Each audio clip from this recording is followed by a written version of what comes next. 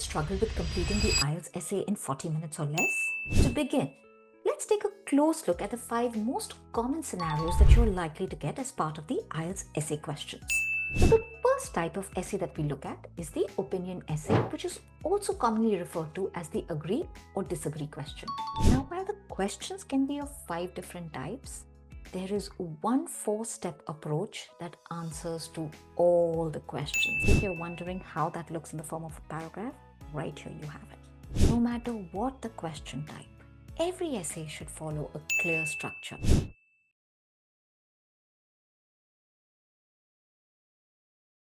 Do you often struggle with completing the IELTS essay in 40 minutes or less?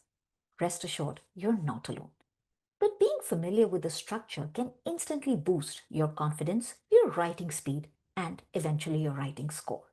So keep watching for tips on how to write clear, crisp, and high-scoring essays. Hi everyone, and welcome to your IELTS lesson with J&C Language School. In this video, we're going to deep dive into task 2 of the IELTS writing test, which is the essay section.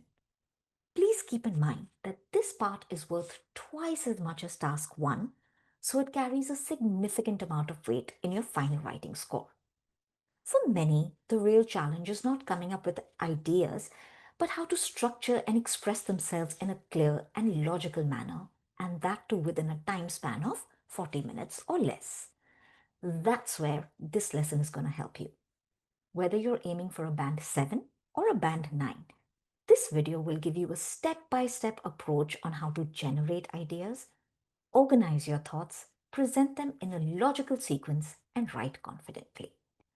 To do that, we are going to familiarize ourselves with some of the common question types that come in the essay section. We're going to look at some strong introduction formats, a few recommended paragraph structures, and concluding the essay on a strong note. So go grab a book and pen and we'll get started. To begin, let's take a close look at the 5 most common scenarios that you're likely to get as part of the IELTS essay questions. First, you have your opinion questions where at the end of your essay or at the end of the question, you're asked to agree or disagree. Then you have your discussion essays where your question is discuss both points of view and give your opinion. Then you have your problem solution questions where you're asked what problem can this cause and what are some possible solutions, or what is the impact of this and what are some possible ways to resolve it, or even what are the causes of this particular problem and how do we fix them. Next, you have the advantages and disadvantages questions where quite simply you're asked to state the potential benefits and the drawbacks of a trend or practice or a habit. And then you have the 2-part question where you're asked why is something happening, and then you have to give your opinion on whether you think it's a positive or a negative development, or even if it's a realistic or unrealistic expectation. It is absolutely imperative for you to read the question correctly and identify the type. Even the slightest misunderstanding in identifying the type of question could cause you to lose marks in your task response. So as soon as you read your question, please take a minute to read it, understand the question, and formulate your next steps. Let's now deep dive or delve deeper into each type of question. So the first type of essay that we look at is the opinion essay, which is also commonly referred to as the agree or disagree question. Here, you are being asked to take a position. For example, some people think that children should start learning a foreign language at primary school rather than secondary school. Do you agree or disagree? Here, you need to choose a side, stick with it, and support it with the help of reasons and examples. You can agree partially, you can agree to some extent, but it's very important for you to stay consistent throughout the essay. Many people take middle ground and miss the task completely only because of staying neutral. Please be careful. In the second type of essay, which is the discussion essay, you are asked to discuss 2 different points of view and state which one you side with. A typical discussion essay looks like this. Some people believe the best way to reduce crime is to give longer prison sentences. Others think there are better methods. Discuss both points of view and give your opinion. In this case, it is imperative that you represent or you present both points of view fairly. Even if you are not in favor of one, you have to talk about it with a fair and an open mind. Don't worry, you will get to express your opinion and state which points of view you favor twice during the essay, at the start in the introduction or the opening paragraph, and you will reiterate it at the end in the concluding paragraph. But as you write the two different paragraphs of your essay, you need to give fair representation to both points of view. Moving on, the third type of question is a problem solution essay, where you're asked to explain the causes or the consequences of an issue and suggest the potential solutions. Let's take an example.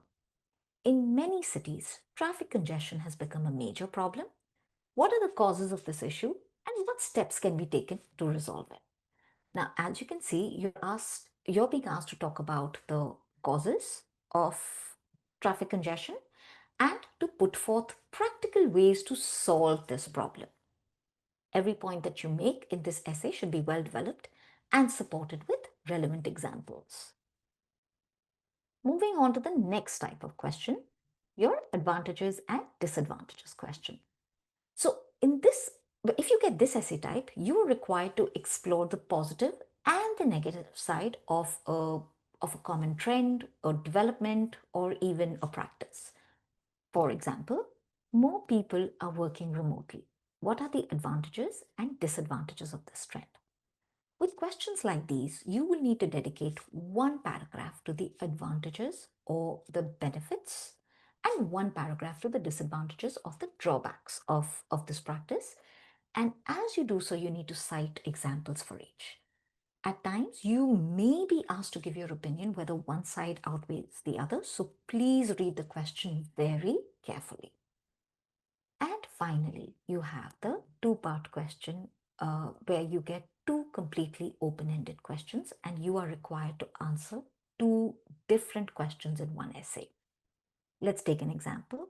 More and more people are choosing to shop online. Why is this happening? Is this a positive or a negative development? Now, to score well, it is very important for you to answer both the questions fully and in equal depth.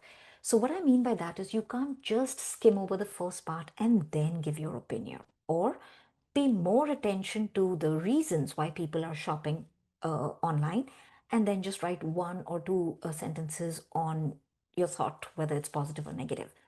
What I mean to say in this is you need to give equal importance to both the questions. In one paragraph, explain the reasons why you feel online shopping is gaining popularity. And in the second paragraph, mention your opinion, back it up with examples and facts and figures.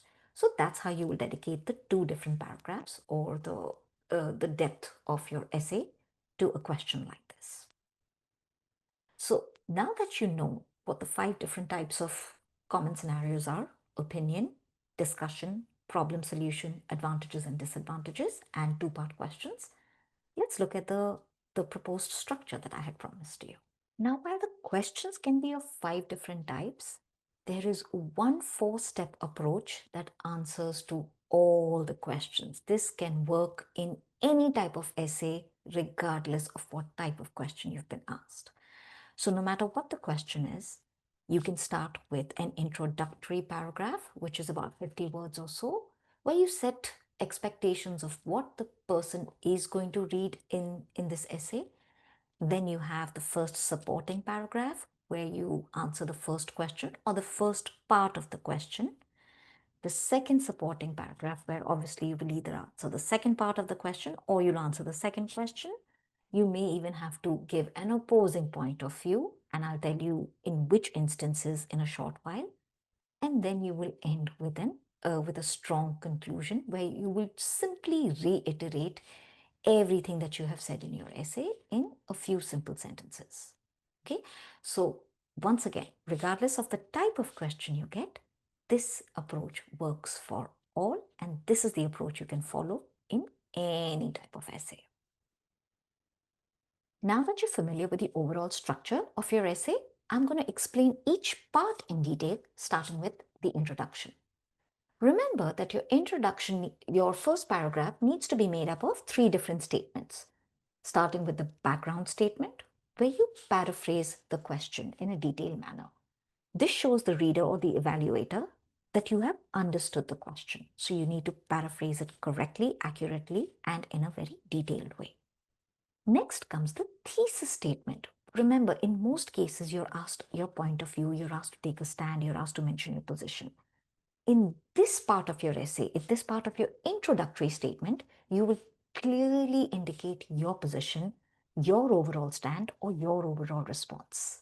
This, you need to do that right at the beginning in the introductory paragraph. And then your introduction the third line of your introduction or the third sentence of your introduction needs to be an outline statement where you're letting the reader know what your next 2 paragraphs will cover. You're setting expectations. I know it looks like 3 different parts, it looks like a lot, but it's not. I'm going to back it up with an example. Let's take the first example I had mentioned of an opinion question. Some people think children should start learning a foreign language at primary school rather than secondary school. Do you agree or disagree? It's an opinion question. So how do I paraphrase this? My background statement in this situation would look something like this. Learning foreign languages has become increasingly important, and many argue it should begin as early as primary school. If you read this, I have just repeated my understanding of the question. I haven't added anything. Now I add something. I add my opinion. I give my position through my thesis statement.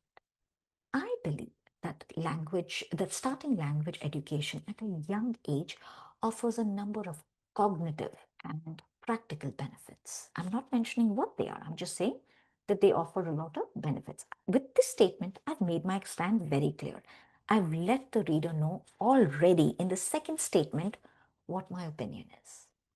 And then I'm going to set expectations. I'm going to tell them this essay clearly explains why early exposure leads to better fluency and stronger language retention. Now, I assure you, this may look like a lot, but it isn't. This right here is your first paragraph. If you see, I have given my background statement in the first sentence, my thesis in the second one, where I'm talking about my belief, and then I let them know what to expect in my outline statement. It's very simple. This was one example, and this formula, let's now apply it to a different type of question. We'll take a discussion question. Some people believe the best way to reduce crime is to give longer prison sentences, whereas others think there are better methods. Discuss both views and give your opinion. My background statement in this case will be slightly different because I have to summarize both points of view. And this is what it would look like. There are differing opinions on how to best reduce crime in society. Some support longer prison sentences, whereas others advocate alternate solutions. So you see, in one statement, 3-line statement, I have paraphrased both points of view. I have done that. And the reader, right there with the first sentence, they know I have understood the question. Then I'm also being asked to give my point of view, and I do that right at the start to leave no room for confusion or ambiguity. So I mentioned something like, although imprisonment can serve as a deterrent, I believe that preventative measures and rehabilitation are more effective in the long term. Then I mentioned my outline statement that this essay will discuss both perspectives, both point of views, and explain why addressing root causes is the better approach, or is better than increasing prison sentences. Now, I have taken an example of longer prison sentences, but this can be applied to anything. Some people believe technology makes life easier, whereas others believe that it could make life more difficult.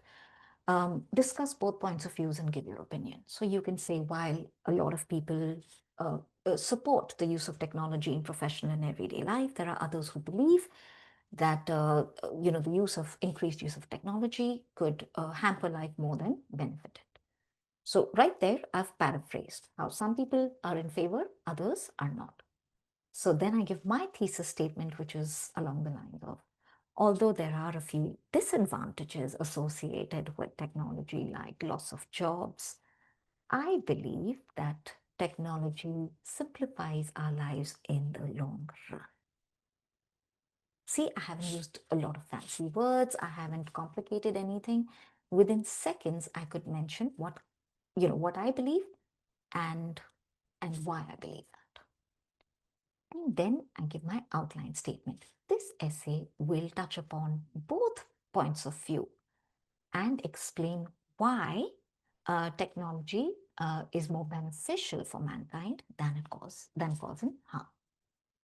So right there, I have mentioned my background statement, my thesis statement, my outline statement, no matter what the situation is, whether it is opinion, whether it is discussion, you can adopt this approach, this kind of introductory statement, introductory paragraph to all essay types. Again, this is actually a lot simpler than it looks on the presentation. And if you see, it's one small paragraph. It's approximately 50 words, and it shouldn't take you more than 5 minutes to write your introductory paragraph if you follow this approach. Now, I know it looks really simple when it comes to opinion questions and discussion questions. Let me assure you, you can even use this for a problem solution question. For example, in many cities, traffic congestion has become a major problem. What are the causes of this issue? And what steps can be taken to solve it? So, I start my background statement with traffic congestion is a growing concern in urban areas around the world, disrupting daily life and affecting productivity. All I've done is talk about how bad traffic congestion has become. They have told me it's become a major problem. I have only reiterated it. That's all. Okay, then I've mentioned this problem is primarily driven, or I can put in my opinion, in my view, this problem is mainly because of increasing number of private vehicles or poor public infrastructure. Again, this is basically my point of view.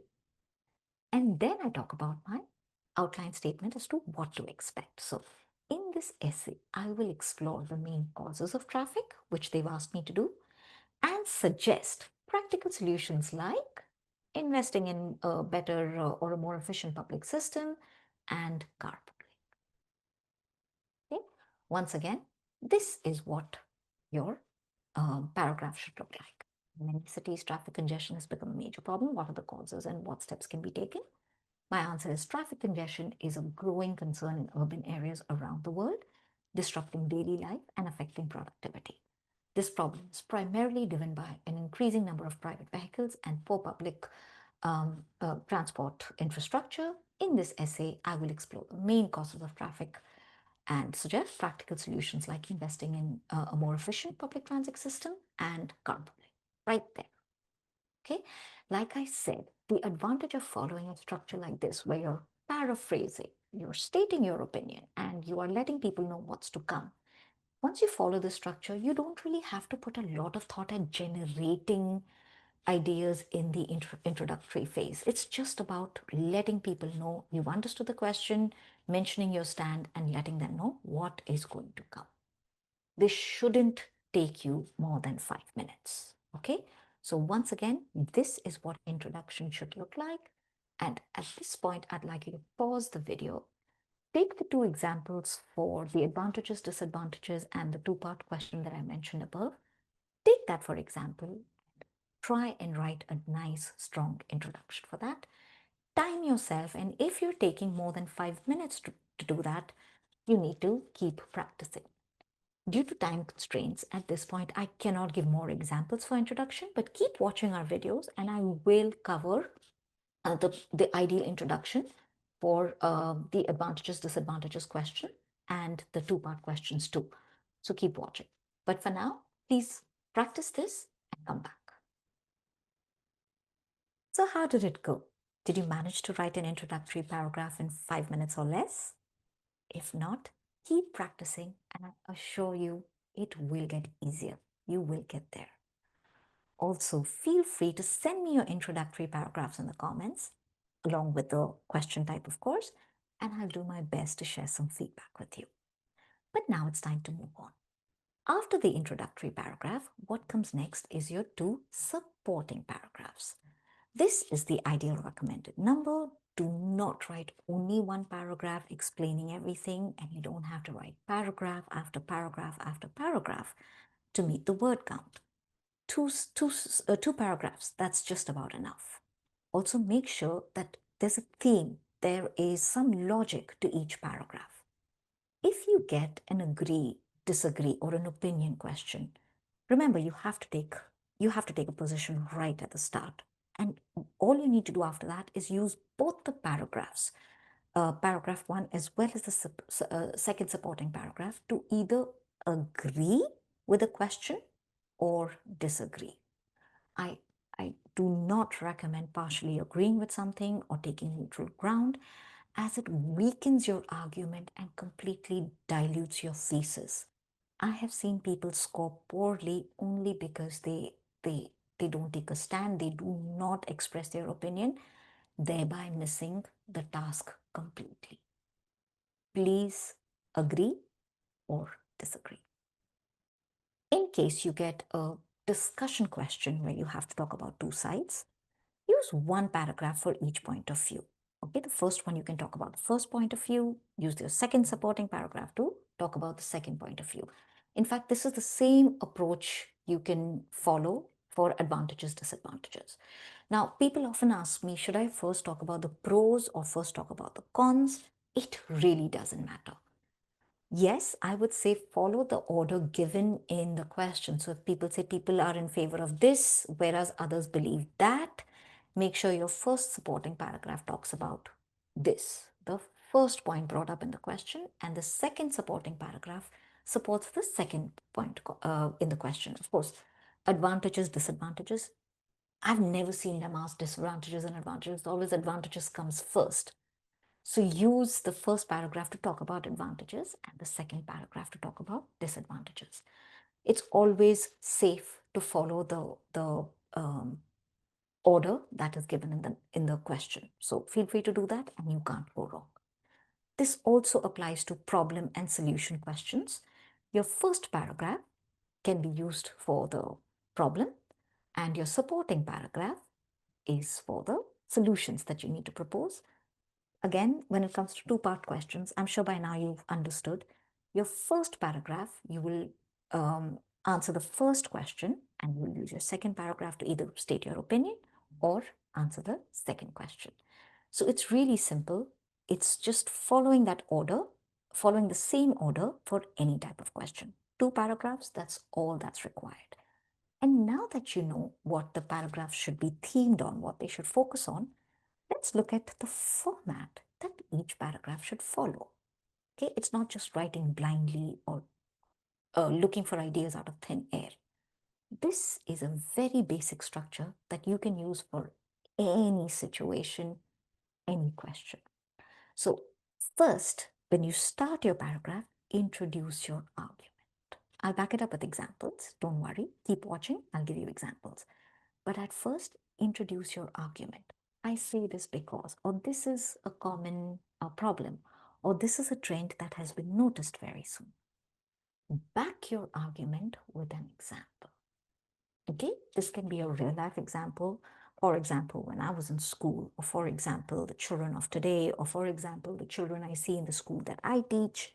It can be a real life example, or it can be a study or survey that you'd like to quote according to research conducted by the scientists at this university, or according to a survey released by Google recently. So you can always back it up with an example. The good thing is nobody is going to go and check or verify if the example you have given is accurate or not. So here you can take some creative liberties with your example.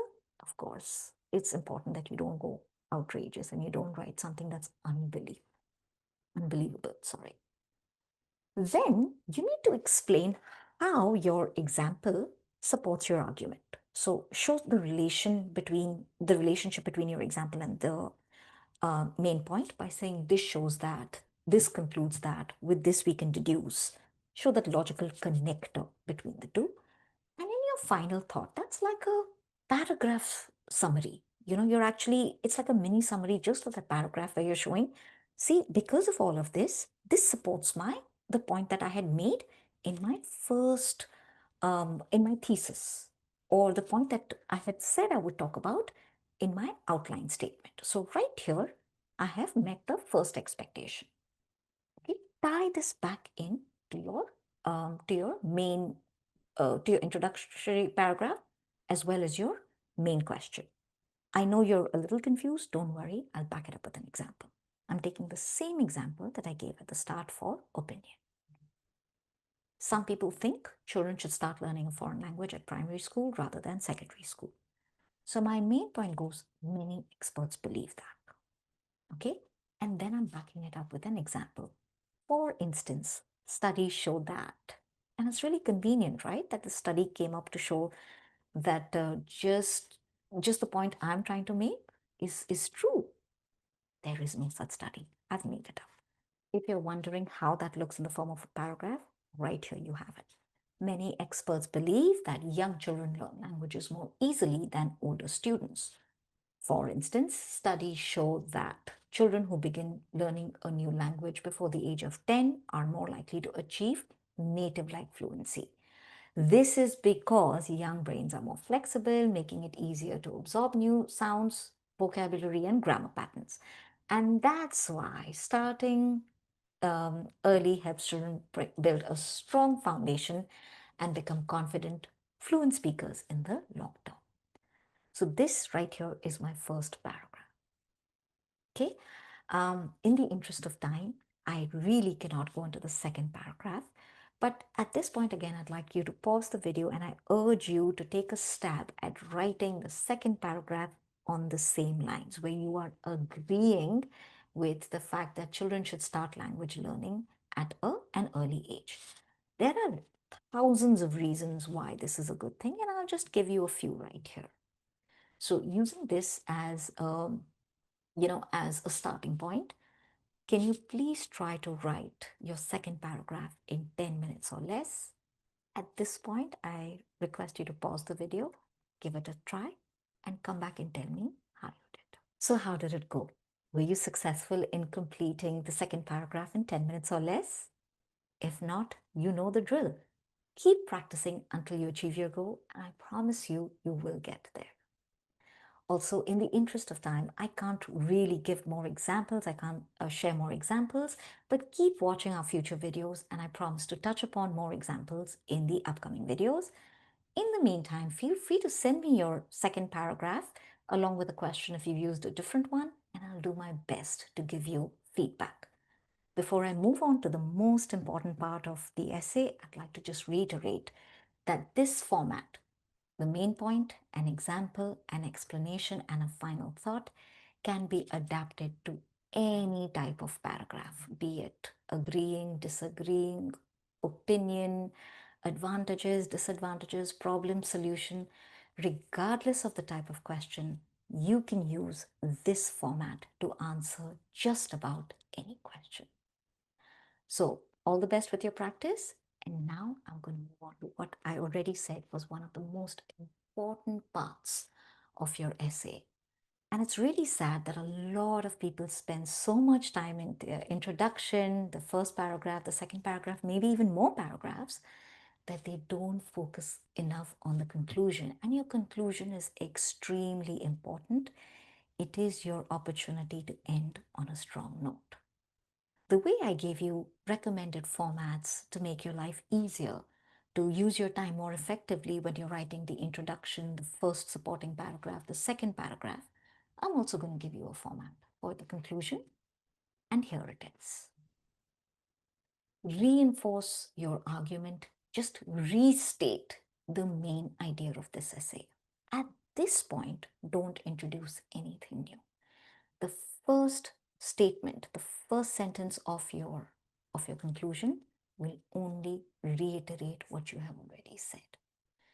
The same applies to the second statement, but in this case, you won't just reiterate what you've said, you'll also reiterate your opinion, your thesis statement. So the second statement or the second sentence of paragraph 1 has to be repeated in a slightly different way in the second statement of your closing paragraph. And I feel to end on a strong note, always make either a prediction or a recommendation. So predict the consequence of an issue if it is not addressed, or predict the effects of um, implementing your solution, or just even mention a recommended course of action. I know it's very difficult to just understand what's being said with advisory points like this. Once again, I'll take the example that I've been using all along about the opinion question, where children should start learning foreign language in primary school or in secondary school. And I have already mentioned why I believe it is beneficial for kids to start earlier on. I've mentioned my first paragraph, my second paragraph, and now I need to end. So I'll start with, to sum up, starting language education in primary school offers significant advantages, including strong fluency, better pronunciation, and long term retention. Nothing new here, no new information. I'm just repeating what I already said. Again, I'm repeating my opinion here. I firmly believe that early exposure to foreign languages helps children build a strong foundation and develop a more natural communication pattern over time. And then I'll make a prediction or a recommendation. If more schools encouraged, or if more schools introduced foreign languages at a primary level, the future generations would likely become more linguistically skilled and culturally aware, better preparing them for a more global world. Okay, once again, this is not as complicated as it looks. It's approximately 50 to 70 words, and you can actually finish this in about 5 to 7 minutes, not more. Because remember, at this point, you're not generating new ideas. You're only repeating what you already said. So use this format for a strong finish. This is the format for a strong finish. Now let's quickly recap what we've learned today.